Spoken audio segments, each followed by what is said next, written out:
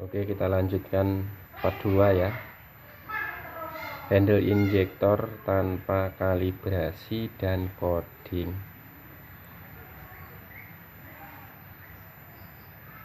Kita buka saja dulu biar jelas.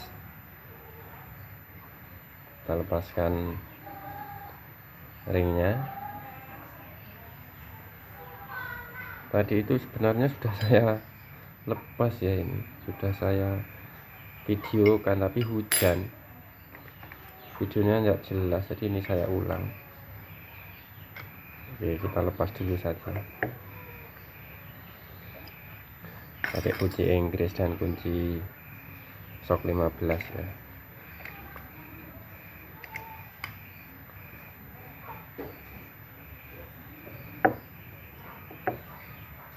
Ini harus bersih ya, dibersihkan dulu ujungnya, takutnya lengket. Kalau lengket itu palpenya, kakinya bisa patah.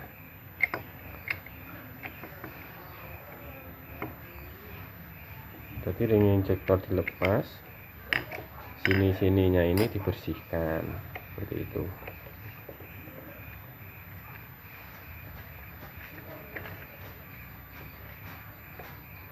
Kalau yang cleaning filter itu tonton saja di part 1 yang belum nonton.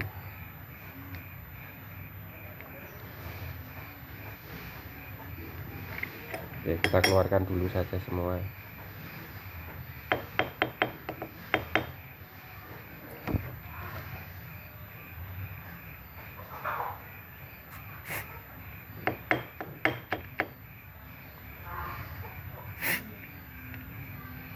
Tuh pinnya kalau lengket di dalam ya.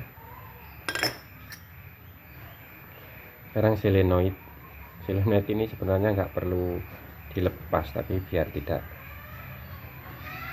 komplit lah penjelasannya. Kita akan jelaskan ciri kerusakan, terus fungsi-fungsi part ini apa saja. Nanti akan ketemu solusinya. Oke, ini. Oke, sini solenoidnya. Ini valve, ini nozzle. Kalau yang lainnya ini part pendukung, ada 2 per dan 1 pin. Ini tutup bodinya yang ini. Sekarang kita jelaskan dulu solenoid. Solenoid ini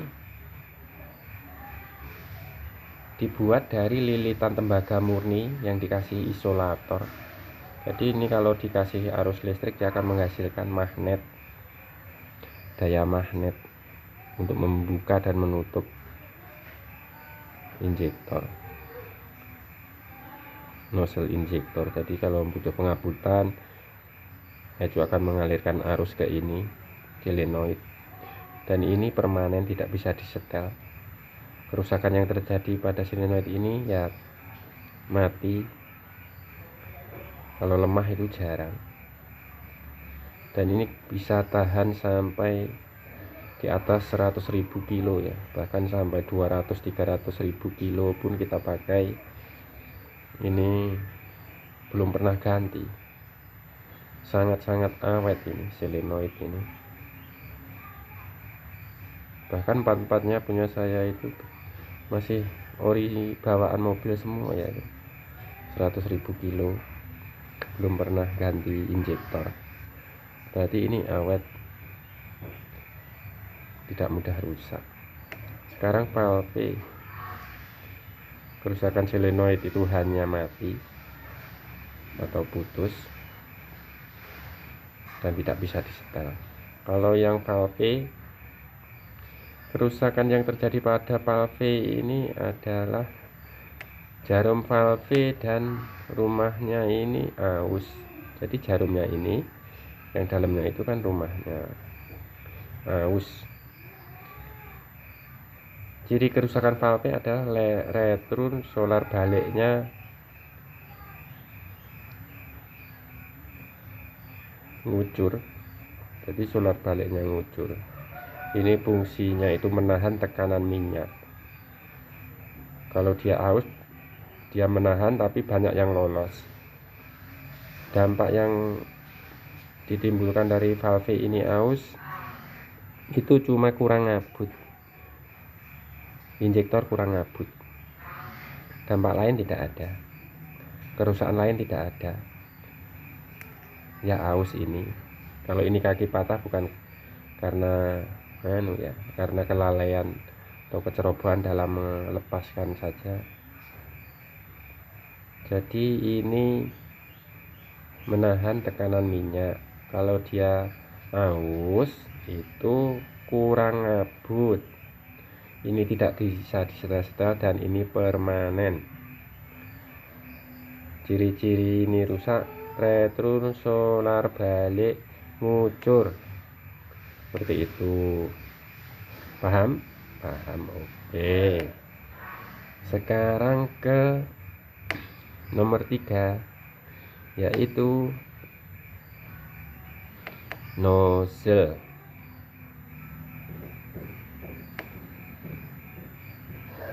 Nozzle ini agak sulit ya. Nah, ini ciri kerusakan nozzle. Ciri-ciri kerusakan nozzle ini adalah dia kencing. Penyebabnya jarum nozzle aus. Kerusakan lain tidak ada. Kalau hanya kotor-kotor itu bukan rusak, itu kotor. Kalau bisa dibersihkan. Biasanya itu lama tidak dibersihkan jadi dia kotor, tersumbat dan macam-macam lah, tapi itu jarang. Kalau kita rutin ganti filter atau membersihkan filter seperti part 1. Selain aus apa kerusakannya? Nggak ada. Dan dampaknya itu dia kencing. Harusnya dia bisa nutup rapat, berhubung ini sudah aus tidak bisa nutup, jadi solar kencing terus, ngucur terus ke ruang bakar, dan akibatnya suara mesin itu seperti ada benturan metal, ada benturan antar metal, tak tak tak tak tak tak tak, asap putih tebal, seolah-olah itu rusak berat, seolah-olah mesinnya ambrol. Ternyata itu cuma salah satu nozzle ini aus. Ciri-cirinya kalau kita lihat secara fisik, ini kan ujungnya hitam. Nanti kalau dia aus di sini, ujung sini ini mengkilat seperti yang bagian belakang ini, tergores, aus seperti itu. Kalau ini berubah bentuk, ujungnya ini biasanya sering overhead, ini itu, tapi itu jarang. Kalau kotor itu bukan rusak, itu kotor, dibersihkan kalau bisa. Nggak bisa ya ganti. Dan ini bisa tahan sampai di atas 50.000 kilo kalau kita ganti baru. Yang ini juga sama, di atas 50.000 kilo kalau baru. Yang ini di atas 100.000 kilo. Kalau orinya itu bisa sampai 200-300, bahkan nggak tahu lah. Pokoknya ini sangat awet. Ini cuma lilitan tembaga, nggak bisa disetel. Ini nggak bisa setel. Nozzle juga nggak bisa disetel. Per nggak bisa disetel. Pin ini cuma sebagai ganjal. Nah, terus yang dimakan kalibrasi, coding itu apa? Terus yang mana? Nah, kalau ini bisa disetel, ini cuma lilitan tembaga yang menghasilkan medan magnet. Kalau kita ingat itu pelajaran SD, ini tembaga dililit-lilit, nanti min plusnya dikasih arus dari baterai, nanti akan timbul daya magnet. Nah, sama ini seperti itu. Yang ini rusaknya cuman aus, kalau dampaknya itu kurang ngabut. Kalau kerusakan lain tidak ada, paling kotor. Kalau kotor itu kan bukan rusak, dibersihkan seperti itu. Terus retro solar balik banyak,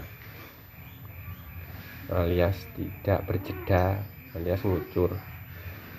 Kalau masih berjeda tapi banyak itu nggak masalah ya, masih bisa dipakai.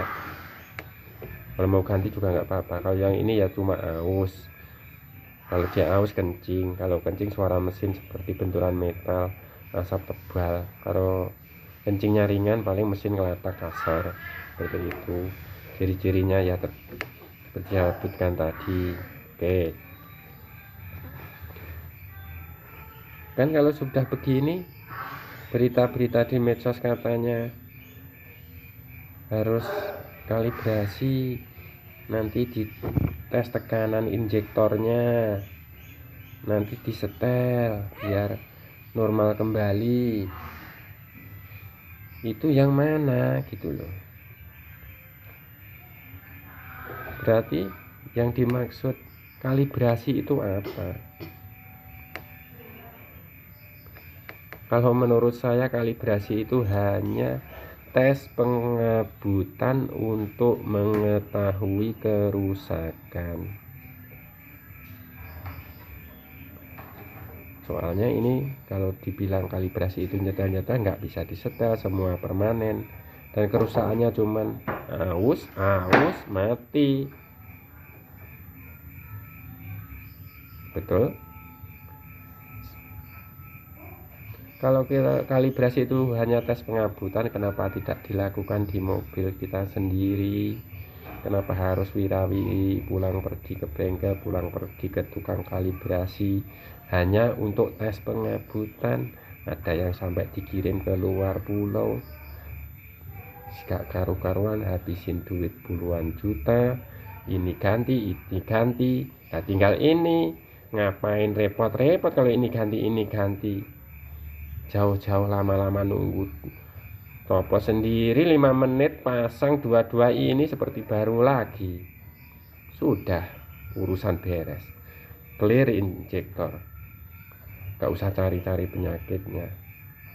Kalau ada penyakit dari perkabelan, dari pompa lemah, atau dari tekanan minyak kurang, itu bukan merusak injektor, itu di luar injektor. Coding, yang di coding itu apa? Nggak boleh tertukar. Soalnya kalau injektor baru itu harus di coding. Ya nggak nyambung. Yang di coding itu ECU, bukan ini. Kalau ECU minta coding itu dia itu biasanya ganti ECU baru, atau ECU rusak di servis dan terhubung dengan ini, nanti akan muncul DTC. ECU minta password. Kalau tidak ada DTC, terus kita coding, itu manfaatnya apa? Ya nggak ada, nggak ngerubah apa-apa. Injektor rusak tetap rusak, injektor bagus tetap bagus. Ya nggak ngerubah apa-apa, nggak ada hubungannya. Betul? Kalau ini tidak saya lepas, mungkin nanti banyak yang salah paham. Yang di dalam ini, yang di dalam ini. Nah, sekarang saya lepas sudah. Silahkan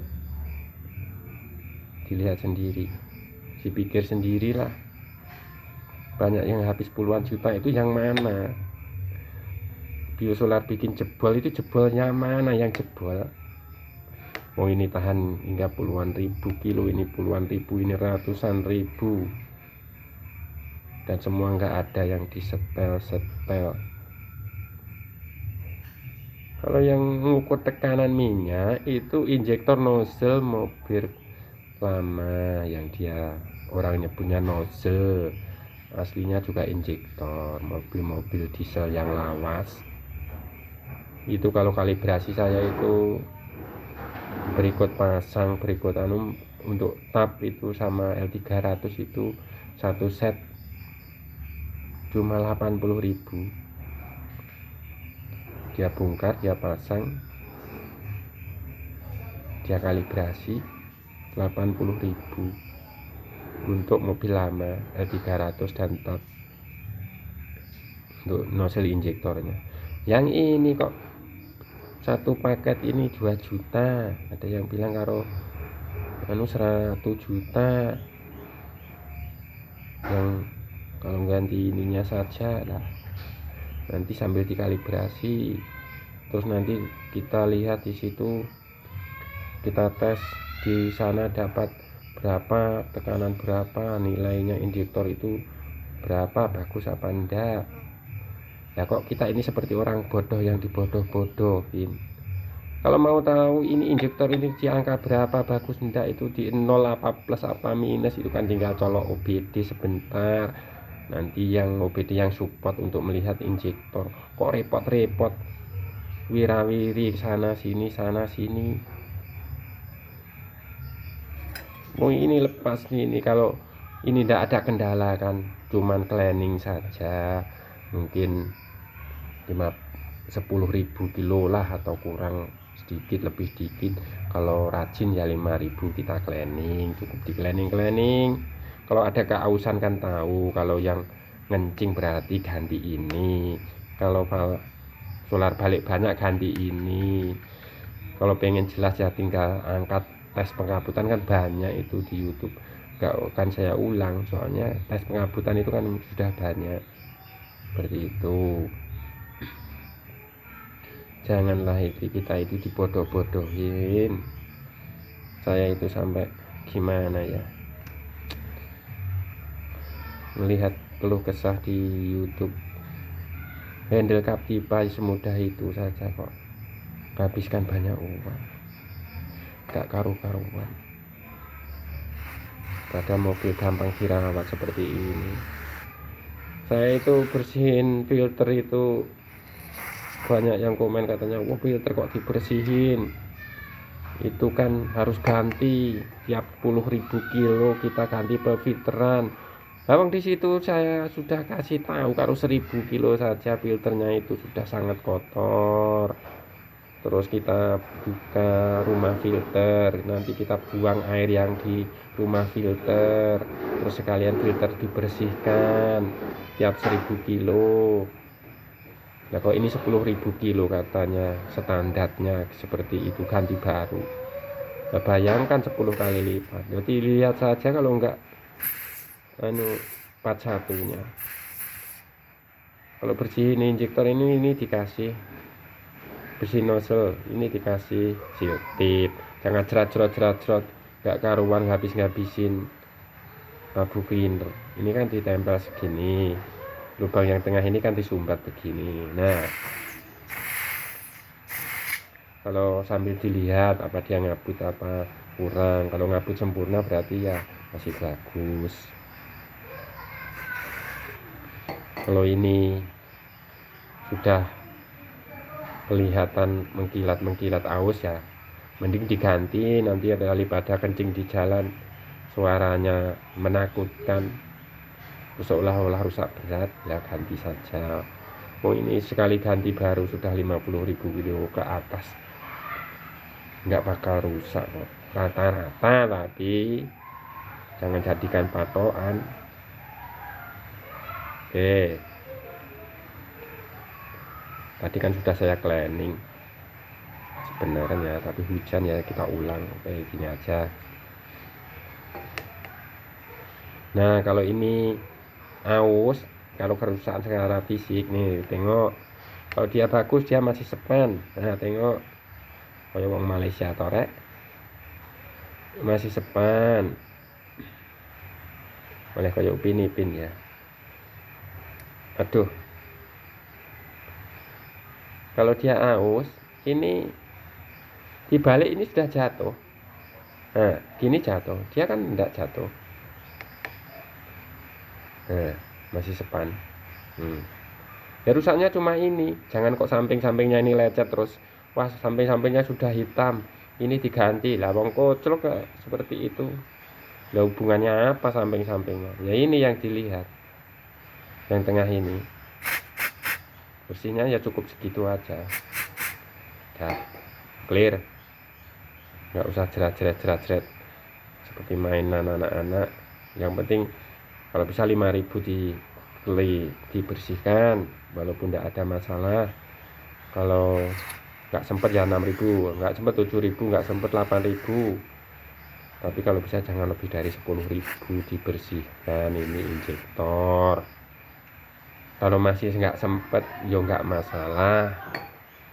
Kalau takut nanti ini nanti itu rusak takut nah ya nggak usah belajar. Nah ini nggak usah dilepas, ini kan buat nganu doang ya toh. Oke, tadi kan yang panjang di kanan ya, perasaan gitulah, pasang saja.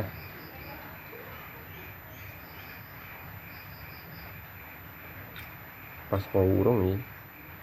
Oh segini, oke, lurus, masukkan. Oke,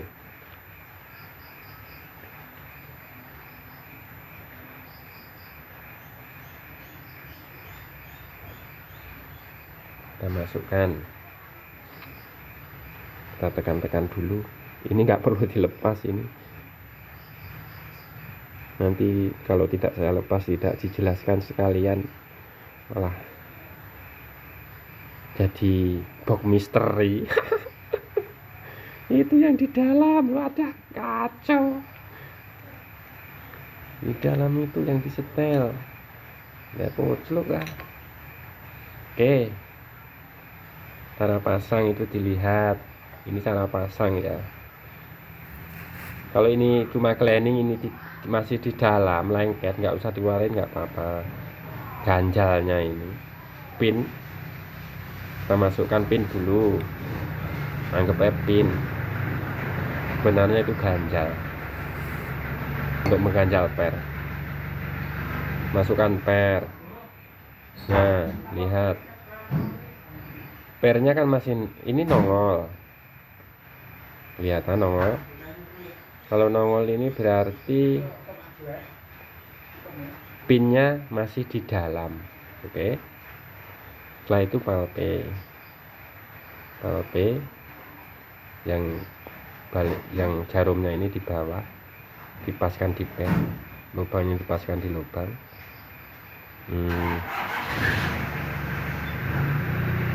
Seperti ini. Oke, sudah pas. Sekarang ini pernya aja masukkan tadi, kita paskan juga. Nah seperti ini. Nah lalu ini ditahan, tahan, jangan kasih jatuh. Tadi sudah bersih kan, masih bersih, tengok dulu. Oke, udah bersih. Nah masukkan. Nah ini kita tahan, ini ujungnya kita tekan-tekan, dia ngembat, ngeper, berarti pas. Sekarang ini kita kencangkan.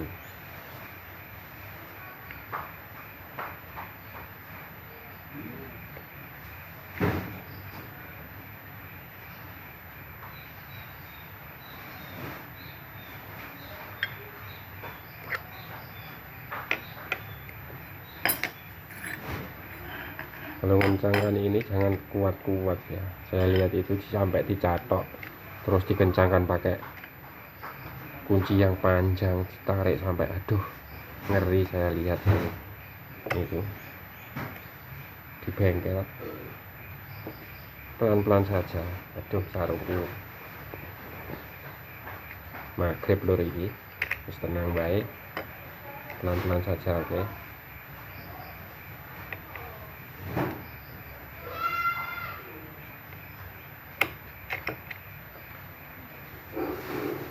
sedikit lagi. Oke, itu saja, tidak usah kuat-kuat, nanti malah gak karu-karuan. Sekarang kita pasang ringnya.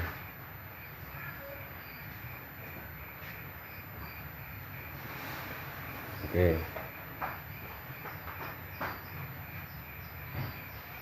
ringnya ini agar tidak mudah bocor ya, kasih jarak sedikit.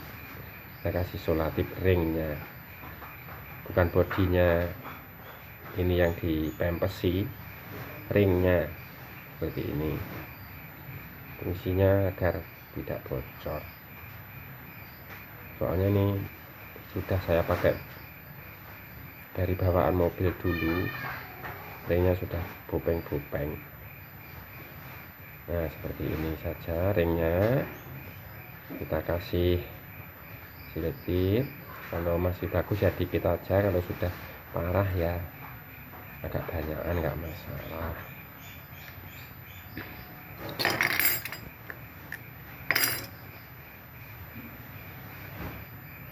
Kalau nggak mau nggak dikasih ya nggak masalah. Kalau tidak bocor, kalau bocor ya dikasih seperti ini. Kita rapikan. Oke, kita rapikan.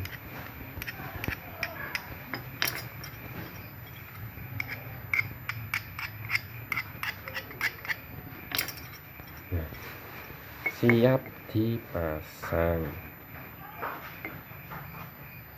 Masuk masangnya gini saja perlu divideokan? Perlu apa enggak? Oh gini aja, nanti saya videokan biar cepet ya, nggak bertele-tele. Itu saya buatkan video cleaning injektor dengan cepat. Jadi buka injektor, kita bersihkan, kita pasang kembali, lalu kita nyalakan mesin. Kalau cleaning injektor atau servis injektor itu jangan buka lebih dari satu injektor. Jadi injektor buka satu, kita kasih beres, lalu kita pasang. Kalau pemula yang baru belajar itu langsung dinyalakan mesinnya, nanti pasti nyala kalau benar. Nanti kalau sudah nyala, sudah kelihatan tidak ada masalah, kita buka satu lagi. Kalau ada waktu, kalau nggak ada waktu buka besok lagi. Kalau tiap minggu satu injektor kan juga bisa. Cleaning satu injektor satu minggu, nanti minggu kedua kita cleaning satu injektor lagi.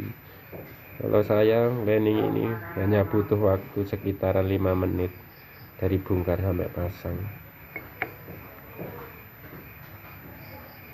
Mudah kan?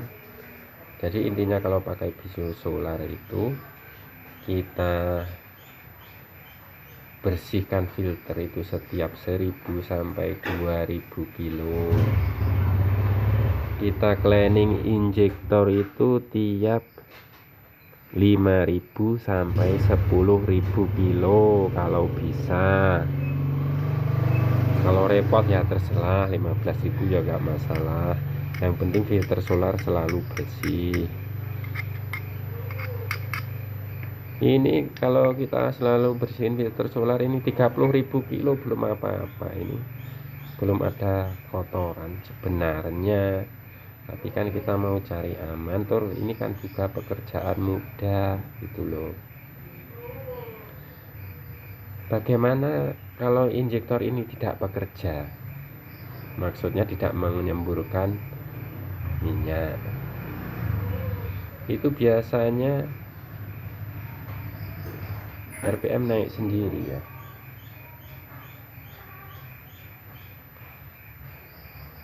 Jadi RPM naik sendiri, nanti kita rem dia turun lagi seperti itu. Kalau kita itu biasanya salah satu injektor tidak bekerja. Jadi kalau RPM naik sendiri kita rem normal, berarti salah satu injektor tidak bekerja, seperti itu.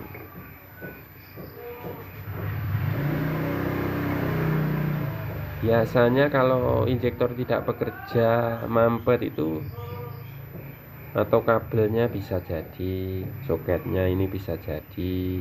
Cirinya yaitu RPM naik sendiri, kita rem RPM-nya turun normal, mesin agak bergoyang. Kalau yang mampet ini itu jarang. Biasanya yang mampet itu, kalau mampet loh ya, itu dari pipa common rail. Pipa common rail itu lubangnya 1 jarum, sebesar 1 jarum. Nah, kalau mampet biasanya di pipa common rail, bukan yang ini jarang mampet, ini jarang sekali. Walaupun ngabutnya kurang, misalnya dia kotor, dia nggak mampet, ini jarang mampet. Biasanya pipa common rail. Harus dibedakan ya, kesalahan kerusakan pada jalur kabel, jalur minyak, dan jalur lainnya. Itu misalnya kerusakannya di tekanan minyak kurang, jangan menyalahkan injektor. Biasanya tekanan minyak kurang, 4 injektor berpengaruh. Kabelnya ada yang putus, yaitu salah kabel, bukan salah injektor. Seperti itu. Jadi kalau injektor ini rusak lebih dari 1, misalnya dia tidak mengeluarkan, waktu tes pengabutan ya, dia tidak keluar minyak 4-4-nya, berarti bukan injektor. Ada 2 yang tidak mengeluarkan minyak, tes mampet, yang 2 normal, berarti bukan injektor. Biasanya rusaknya itu tidak lebih dari 1.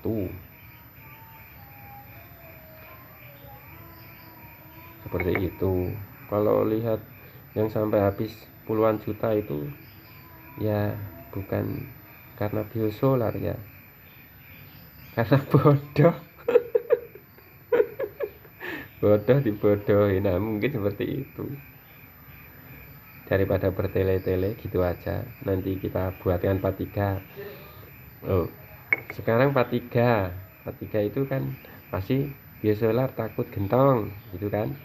Kita buatkan part 3 biosolar apa bikin gentong. Nah, kira-kira seperti itulah. Oke. Kalau mau ada yang ditanya itu tanyakan saja di channel, di kolom komentar. Seperti itu. Nanti kita buatkan cara bongkar pasang ini dan cleaning. Tapi kan sudah banyak juga di YouTube. Kalau saya ulang-ulang nanti lah malah kelamaan gitu.